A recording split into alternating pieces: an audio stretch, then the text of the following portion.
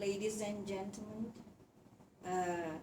It's an honor today that we're going to speak about innovation. And as we are aware, currently, world is talking about how to innovate, how to make our organization more innovative. So, before we discuss about innovation further, let's now settle the same ground. Let now be in a common ground. So we're going to talk the basic about innovation. What is innovation? What is it? Is it the same like invention? What is the difference between invention and innovation? Invention, there's a lot of people who invented something. They invent something new from nothing. But do we as human beings ever really inventing something new from nothing? No, because we're not a creator. We cannot invent something new from nothing or from nihilism or from zero. Take Sir Isaac Newton, for example. Let's imagine him under this apple tree and then an apple fall. Does Sir Isaac Newton actually invent the theory of gravity? It's before Isaac Newton, there's nobody knows, or gravity never exists. No. But what Sir Isaac Newton did, he found the gravity that already exists. He invented the theory of gravity. But that's not that's invention, not innovation. So what is innovation? I will take a quote from Schumpeter. He's been known as the godfather of innovation studies. It's very simple. So by his definition, innovation is simply doing the new thing, of things that already been done in a new way. So the difference between innovation and innovation is about creating something new to something that already exists, not from the zero things. Now here's the tricky part. Here's the interesting part.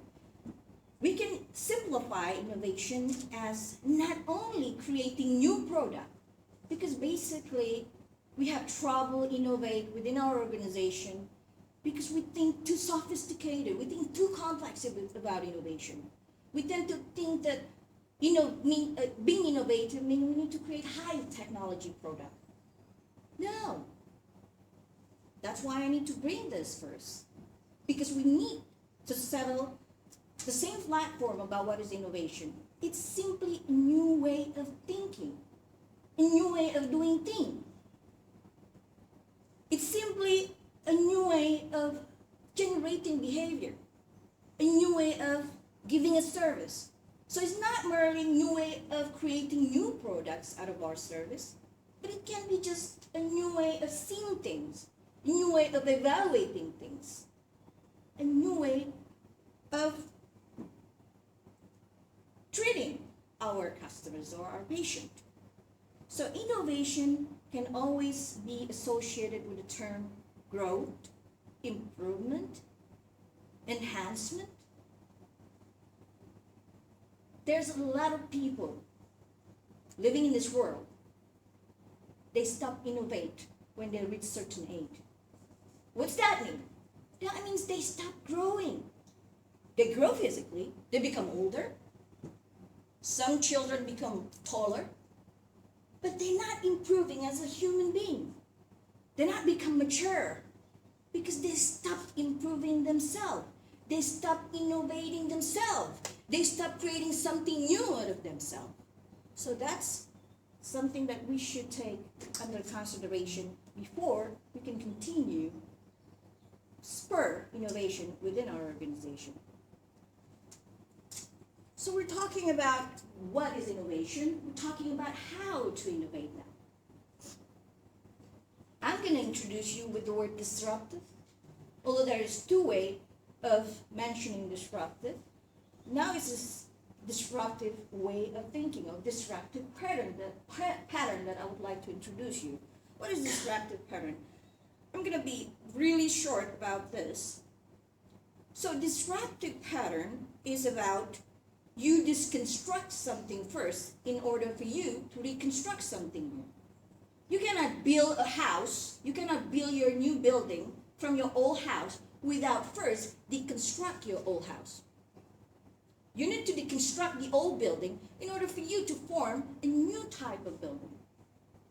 That's the idea of disruptive way of thinking. I'm going to take another example of Beethoven and Beatles. They all have a masterpiece in music, but they are different in a way. What makes them different is not because they're using the different resources to create music.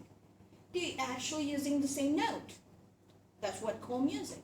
But the difference is that they rearrange the note, and that's creating something breakthrough. That's also applied to literature. We can take Steinbeck and Shakespeare as an example, where they're both an English literature writer, although they came from a different era and different country, different continental. But they use Latin alphabet. They're not using Hebrew, they're not using Japanese, they're not using Chinese. But what they did, they actually rearranged the alphabet, rearranged the word, and thus creating something brilliant. So ladies and gentlemen, another good example when we talked about, if we talked about innovation, we cannot exclude a name like Bill Gates. Who is Bill Gates? Some people, if we ask some people, they probably said Bill Gates is someone who owned Microsoft and invented computer. Is it true? Is computer never exist before Bill Gates? Does Bill Gates really invent the the processor? Well, what Bill Gates actually did in 1975, he created something new to use the computer called Altair 18800, which already being produced, and creating something better out of microprocessor called microprocessor 8800. So Bill Gates innovate that that invention that time, and that's make him become the founder of Microsoft and one of the richest men ever alive today. So we cover already about what and how and why. Why we need to innovate. Why you all need to grow. Why I need to improve myself. Restlessly. Why? Why our organization need to sustain the innovation process, to continue improving. Why? So I would like to take a lesson from an article wrote in Harvard Business Review called, The Rise and Fall of Venetian Empire. So Venetian Empire exists in 11th century. It exists for 11th century from 5th to 16th centuries. They're really advanced in technology. They're really advanced in civilization. But by the end of 16th centuries, their civilization started to fall. What happened and what lesson can we gain from that story? Well, from the author, he said that they got so comfortable with their position. They like being in status quo. They be in their comfort zone, and they start innovating. So by the time in the late 16th centuries, when the world started to change, they failed to follow, they failed to adapt, they failed to adopt. And that's the beginning of their civilization decline. So this story should be our biggest lesson today, especially for our organization, in order to maintain us as the leaders in our industry. Now, I mentioned earlier about disruptive before we talked about disruptive way of thinking, disruptive pattern. Now we're going to talk about the theme called disruptive innovation, which is first introduced by a professor from Harvard University in 1997, Professor Clayton M. Christensen. And this graphic is taken from one of his paper, co-produced by himself and Huang in 2008. So the theory of disruptive innovation, as you can see, there is the word sustaining innovation. We might already do that in our organization. We sustain, we continue to improve, we sustain the innovation. But where does this disruptive come to play in this graphic? So the word disruptive, you disrupt your own innovation program. So what happened? Why do we need to disrupt our own innovation program? It already runs well. It's already good. So taking a lesson from Venetian Empire again, well, we need to continue to improve, including improving our own innovation program, our own innovative effort. Because as you can see, the demand of our customer will continue to change. Nothing, there's a prophet saying that the only thing that never changes is the change itself. So everything's going to change. The future is daunting. The future is unknown. The future is dark. So everything is going to change. So this when disruptive innovation come to play. But we need to remember that disruptive innovation is not about creating something new as the first one, but actually we like to take another opportunity from different type of market. The market that we never touched before. The market that never take into our consideration before. So disruptive innovation is about creating a new product that actually cheaper, more affordable, more accessible, in a very simple way. Take an example. I would like to take an example from ambulance service in West Midlands and London. In order to achieve the target for 8 minutes arrival,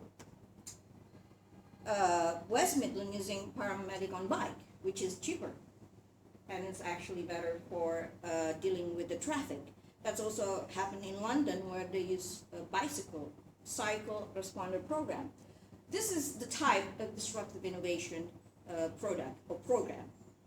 And another good thing is there's two key points that actually can be elaborated within disruptive innovation theme. The other thing is about inducing new behavior.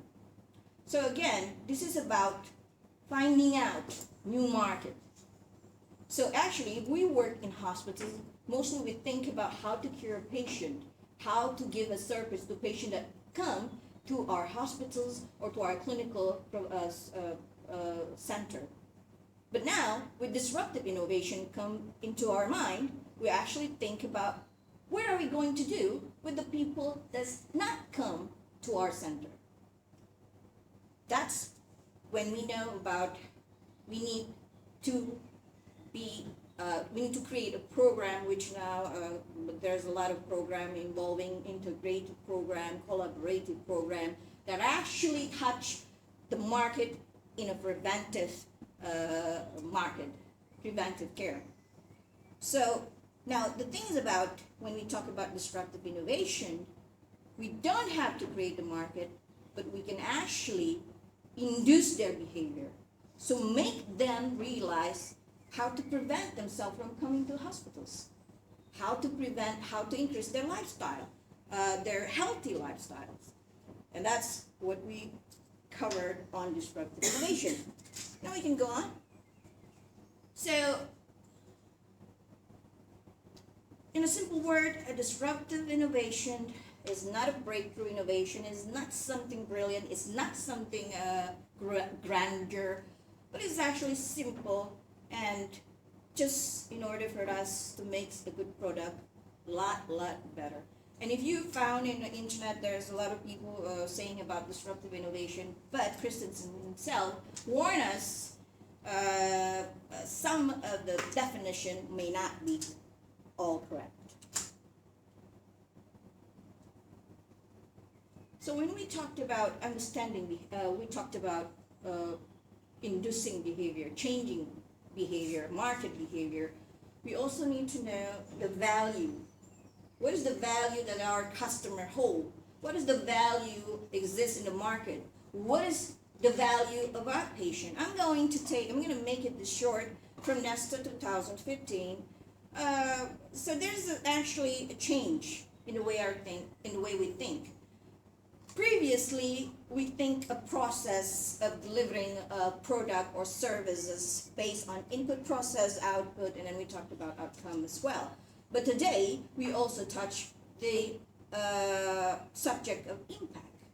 So impact is about how we understand how much our service actually impact the well-being of our patient, the well-being of our customers after they receive the service or the product that we given them, in their well-being, in their life, in their community, how that impacts them in long haul. And also, in order to understand patient value, as you can see, it's about produce outcome, diverse outcome, impact from people. In short, I would say that it's about public or patient engagement. In order to understand what do our patient needs, we need to involve them more.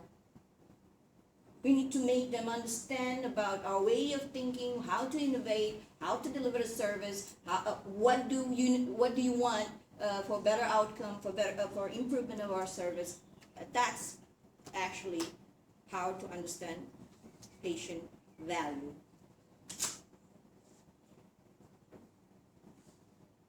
Before we end this speech, I would like to discuss a little bit about barriers that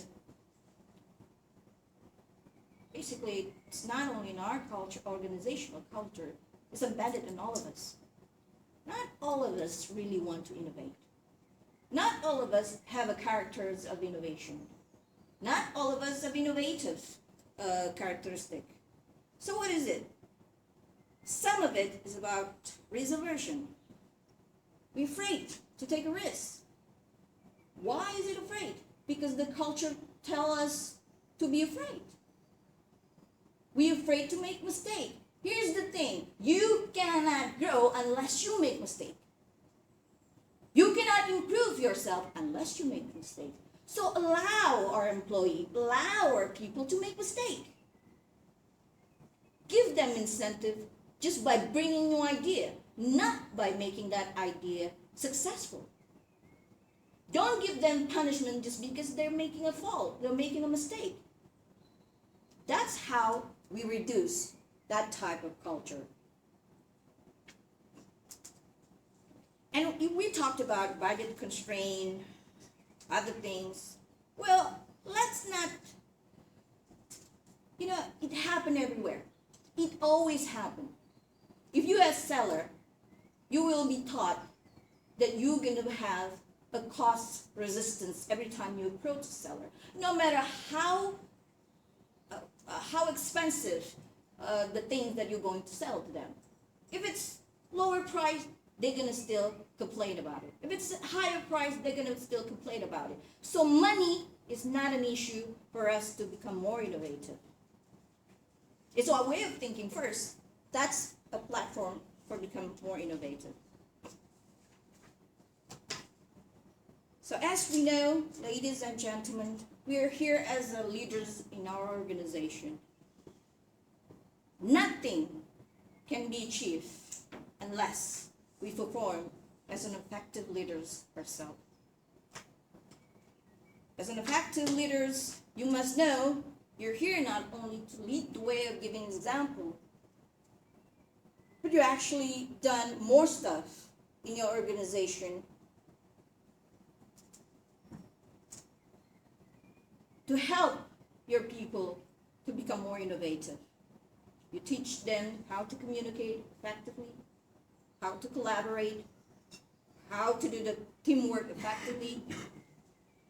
You do a lot of stuff as an effective leader. And being a strategic leader is a necessity for us to become a world leader as an organization in innovation.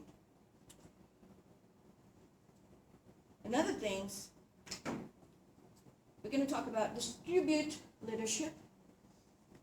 So, as we all know, there's a word coming from one of the leaders, one of the talk that I heard. We don't need more manager. We have enough manager. What we need is a leader. So you need to distribute your leadership capability to your people within your organization. Create leaders in your organization, not creating manager. Create a good leaders that can actually distribute the leadership again. Create this change of leadership. Make more people understand that the responsibility of innovating to increase the innovation in your organization is not merely a leader's responsibility, is not merely a government responsibility, but it's all of us. Everyone's responsibility. So that's the end of my speech. Hopefully it would motivate you all to become more innovative, to become a successful leaders in your organization that can actually lead the innovative effort in your organization. Thank you very much.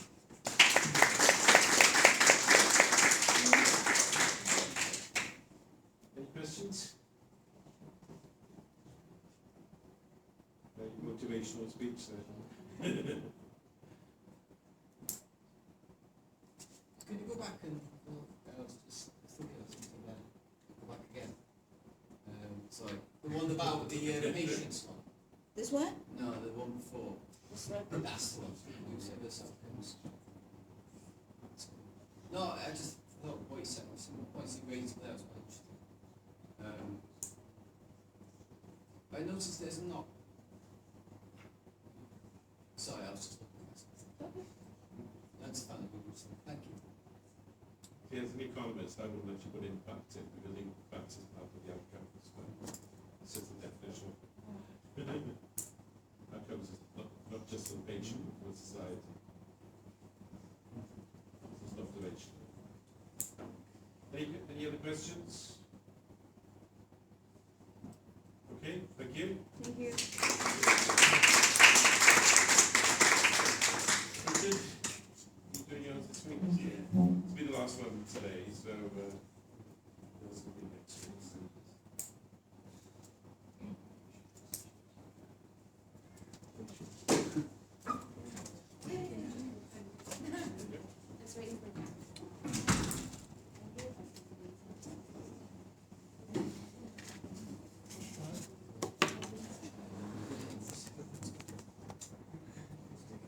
Colin, I don't have to pretend to be our chief